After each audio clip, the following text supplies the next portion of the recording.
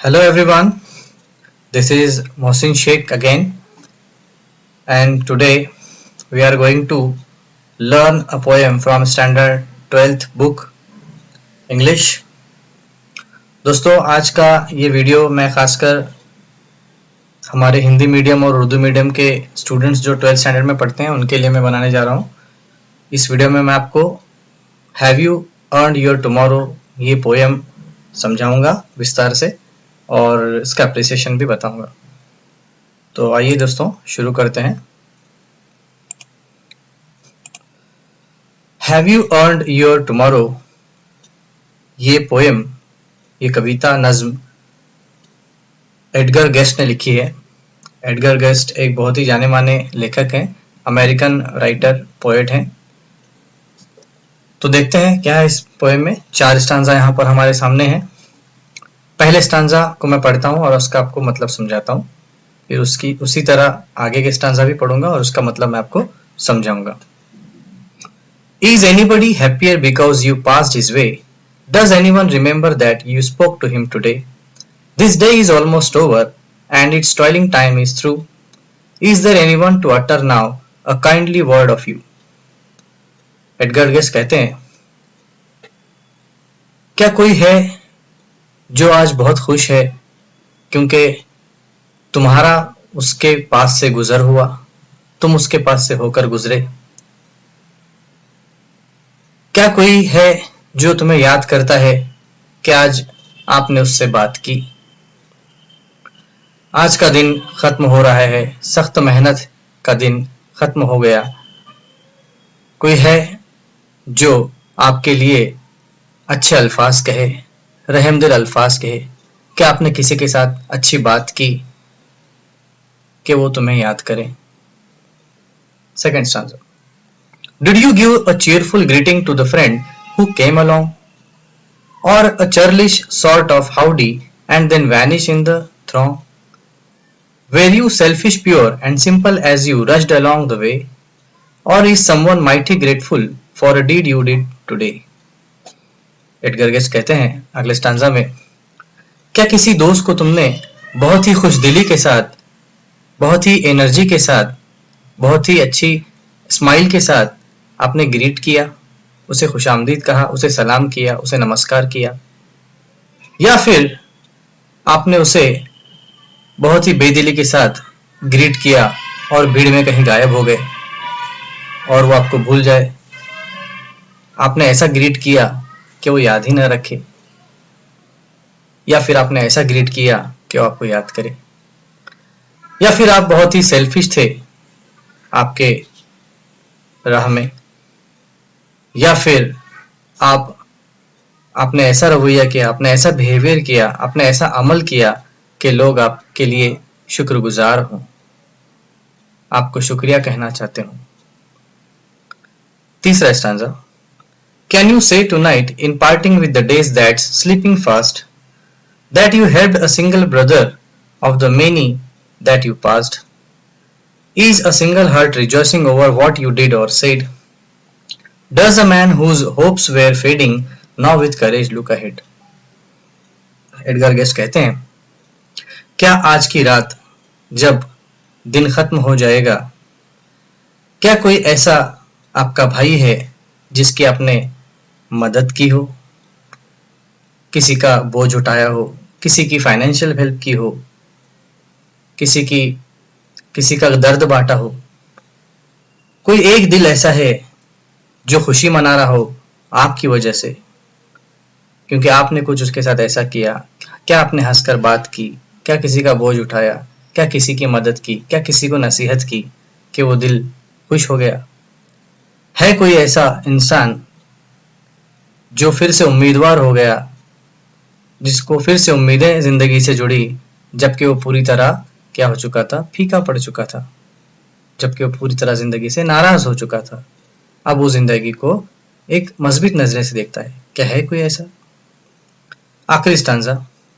Did you waste the day or lose it? Was it well or sorely spent?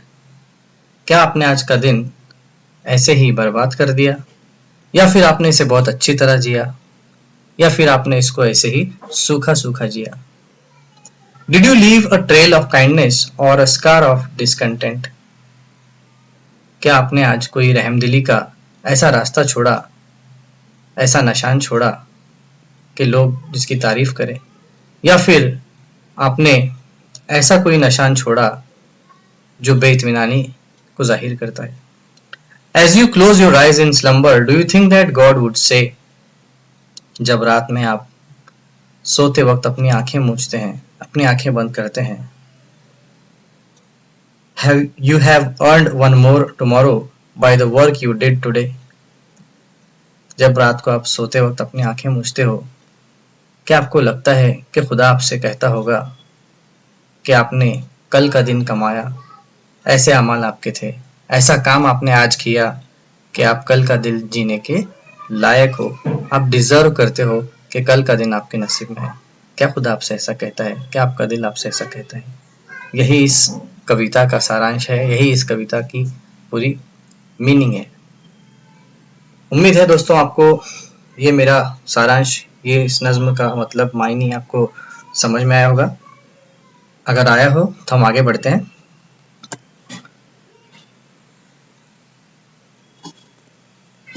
तो दोस्तों अब हम आते हैं एप्रिसिएशन ऑफ द पोएम की तरफ।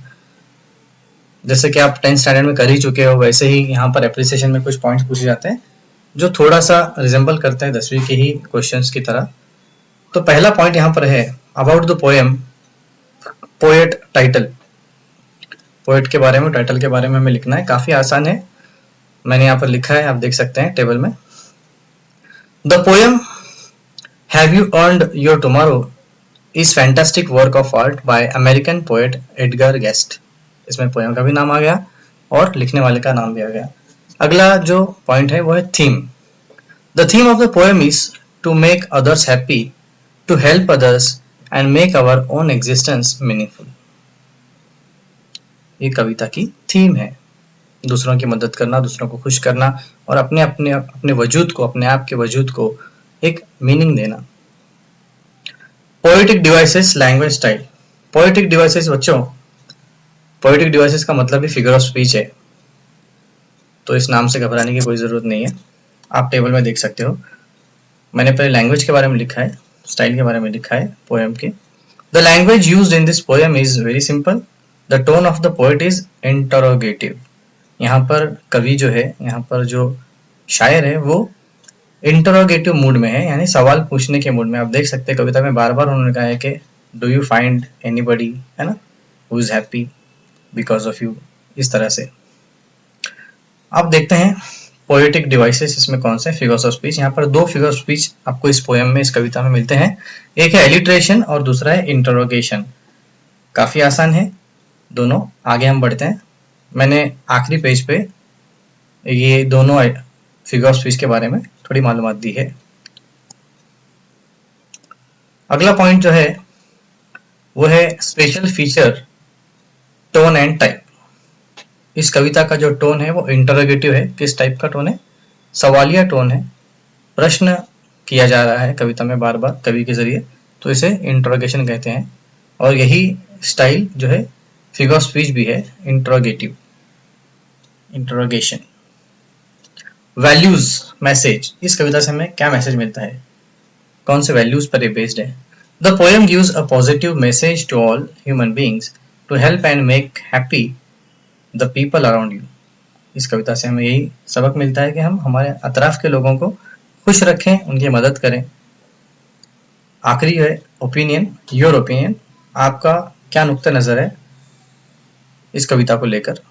तो मैंने यहाँ पर लिखा है, In my opinion, the poet makes us realize our deeds and introspect that is, the next day is worth living. Do I deserve? Have I earned it? यहाँ पर कवि हमें सोचने पे मजबूर करता है कि हमारे काम ऐसे हैं कि जिससे हम खुश हो सकें, दूसरे खुश हो सकें। क्या अगला दिन खुदा हमें देने जा रहा है, भगवान हमें देने जा रहा है? क्या हम उस अगले दिन को जीने के काबिल हैं? क्या आज कुछ ऐसा करते हैं कि हम कल के काबिल हैं? क्या हम कल का दिन कमाते हैं? यही इस कविता का टाइटल भी है। तो उम्मीद है दोस्तों आपको बहुत अच्छा लगा होगा, समझ में आया होगा। अभी पोएटिक डिवाइसेस के बारे में थोड़ी मालूमात मैं देता हूँ। दो पोएटिक डिवाइसेस यहाँ पर है फिगर ऑफ स्पीच। पहला एलिट्रेशन, अगर आप कविता में पढ़ेंगे तो ये लाइन वहां पर है, this day is almost over and it toiling time through. एक लाइन में टॉयलिंग टाइम ऐसा एक फ्रेज यूज किया गया है, दो वर्ड्स में टी टी यूज किया गया है, टॉयलिंग टाइम। तो अगर ऐसा दो वर्ड्स में एक लेटर रिपीट होता है तो पर्टिकुलर साउंड वहां पे जनरेट होता है, एक पोएटिक साउंड जनरेट होता है, उसे हम एलिट्रेशन कहते हैं। और दूसरा जो फिगर ऑफ स्पीच इस पोएम है वो है इंटरोगेशन। अगर आप देखेंगे तो कवि ने हर लाइन में सवाल किया है, does anyone remember that you spoke to him today. और दूसरा है, did you give a cheerful greeting to the friend who came along. ऐसे और भी क्वेश्चंस कविता में हैं, मैंने यहाँ पर दो लाइन लिए हैं। अगर ऐसे सवाल कविता में आते हैं तो हम उसे फिगर ऑफ स्पीच इंटरोगेशन का नाम देते हैं। तो दोस्तों, उम्मीद है आपको ये वीडियो बहुत ज़्यादा पसंद आया होगा। अगर आपको पसंद आता है तो आप इसे लाइक कीजिए, शेयर कीजिए, सब्सक्राइब भी कीजिए। Thank you very much for watching. ऐसे ही और वीडियो मैं फ्यूचर में भी बनाऊंगा आपके लिए। तब तक के लिए गुड बाय, खुदा हाफिज़।